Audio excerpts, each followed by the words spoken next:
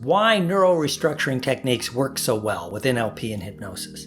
Well, one of the other things about NLP especially is you look at someone that's successful at something and you break it down into small enough pieces, looking at like what we talked about before, submodalities, things like that. You break down how are they successful at what they did and how did they think about what they did. So what did they do and how did they think about what they did? Right? And then you break down those pieces and you teach it to someone that's trying to learn this behavior, and they're going to get much better at it. Now, sports have done this for years. They take a elite athlete and they break down, why are they good at what they do? And they break it down into small pieces and they install it in the new athletes or in someone that's trying to improve their game. And if they do the steps, it's going to make it much better. Unfortunately, the field of addiction has not changed much in about 50 years. They dry you out, they get you to eat healthy, they pump you full of vitamins, you get some good rest, you do a little bit of ad hoc, I call it psychotherapy, because there seems to be no standardization. And then, they send you to the 12-step program. Fine. Well, that's going to work for the people it's going to work for. In fact, a lot of the research says that there's not much different between walking into a 12-step meeting on your own or going through a traditional treatment program. They both have about the same success rate. But when you look at the people that do make it, what are they doing different? And this came to me because I've always done addictions, even when I had my clinical hypnosis center and I did sports and weight loss and stop smoking and of course addictions. I was always looking at the people that really recovered from addiction. What are they doing different than the people that are not? And are they duplicating the steps? So, and I'm active in a 12-step program myself. And I always think about that because I see people that they'll do the formula that you'll hear in a 12-step program or in a traditional treatment program. Don't drink, go to meetings, get a sponsor, do service work. Fine. Well, that seems to work for a certain percentage, but it doesn't work for everybody. I was working with a lady and she did all the things. She had a sponsor. She talked to her sponsor. She went to meetings. She did service work, and that means she made coffee, volunteered, things like that, but she couldn't quit drinking.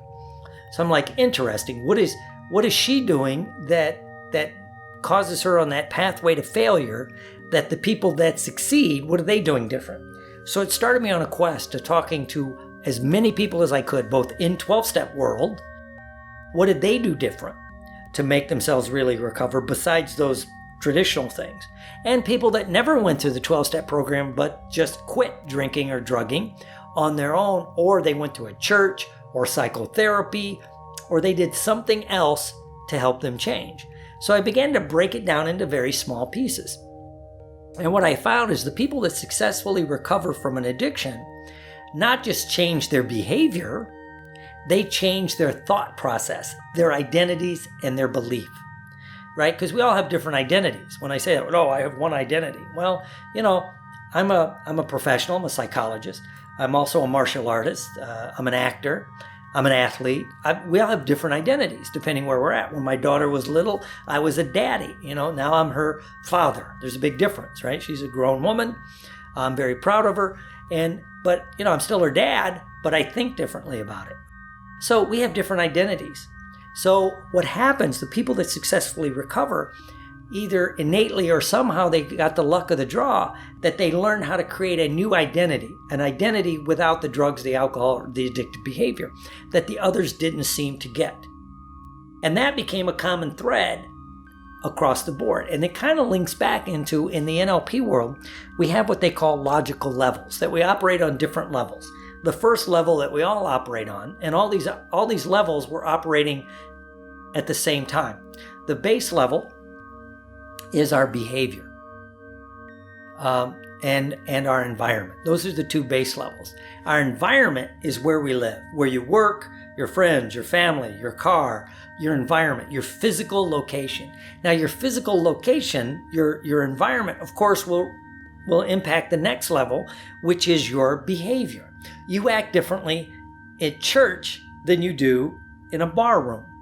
That's just, and we all know that. We act differently. If not, there's other problem. But if you change your environment, that will change your behavior. That's one of the reasons they tell people like go to AA meetings. Well, if you made it through the whole day and you didn't drink or drug and you went to a 12-step meeting that night, well, that environment is one that doesn't encourage the alcohol, the drugs, or the addiction. So that's changing your environment and it changes your behavior. Those two things begin to interlink. But to do this, sometimes you have to go to the next level, which is your skills. Do you have the skill to change your behavior? Do you know how to say no? Do you know how to avoid going to the bar? Do you know how to do this? Do you know how to have fun without the addictive behavior? Right? Sometimes we have to learn these things. If you grow up in an alcoholic family or a drug addicted family, a crime family, that the behavior is normal if you don't know different behavior.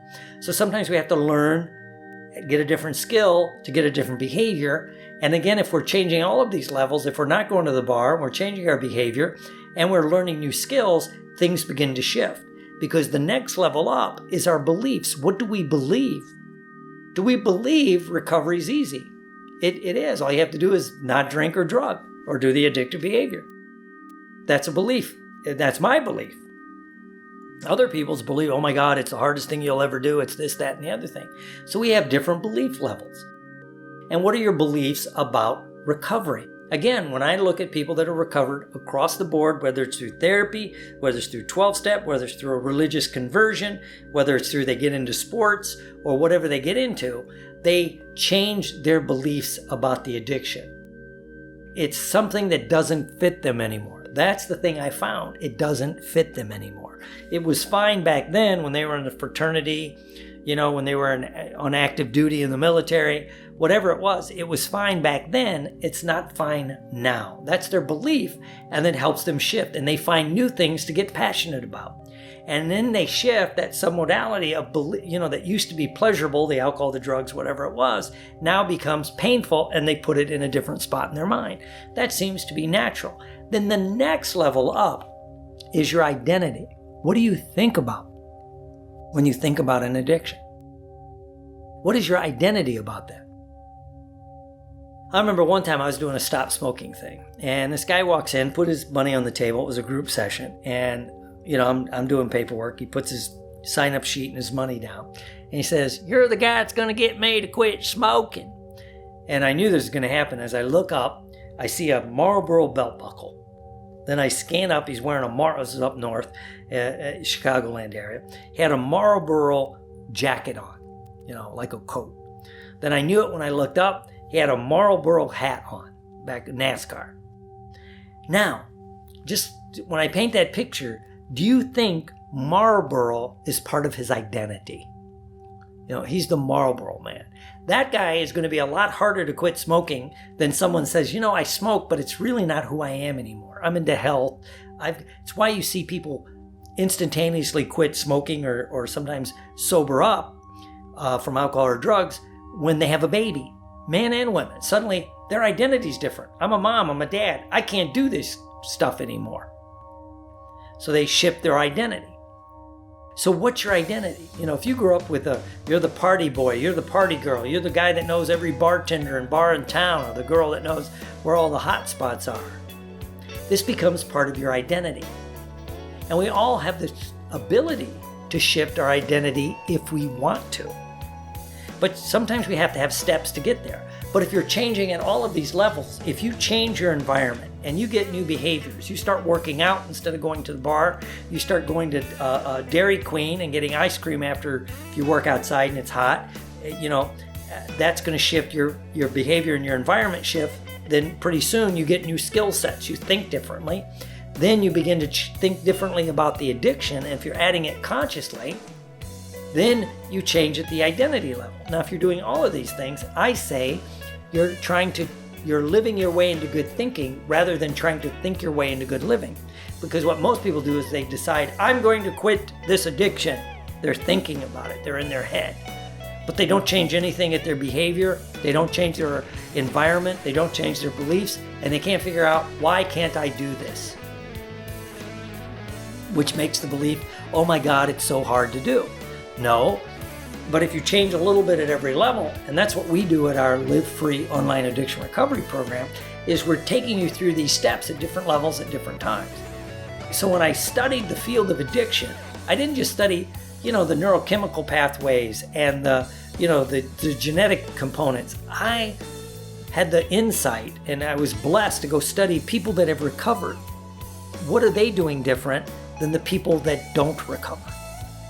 And if we can model what we call, using our logical levels or submodalities, among many other things that we do, if we can do that, then your chances for recovery are much, much higher. Because we want to change at every level. That's the key. Changing at every level. And if you do that with the Neuro Restructuring techniques, using neurolinguistics, hypnosis, emotional freedom technique, some cognitive behavioral therapy, and then you add in kind of what's in the 12-step program, because the 12-step program is greatly misunderstood. In its inception, the 12-step program was meant to be a bridge back to normal living. It was never meant to be a life in and of itself. Now, for many people, it becomes a life in and of itself, and that's fine, but it doesn't have to be. The whole, Dr. Bob Smith, one of the co-founders of AA, talked about, it was meant to make you a good, honorable member of society again. To get you, to work good, be a good parent, a good husband, wife, whatever it was, it made you more, a better member of society. And there are some things we take from the old 12-step, the way they used to do it, and install it in our program. So when you look at that, that's what really starts to shift people. So when you change at every level, then magic happens. So when you're using the submodalities and the logical levels, you begin to understand why, when you look at those happy rat studies and you looked at what is an addiction, it all begins to coalesce and make much more sense. And our purpose, passion, and mission is to help you do that. That's what we live to do.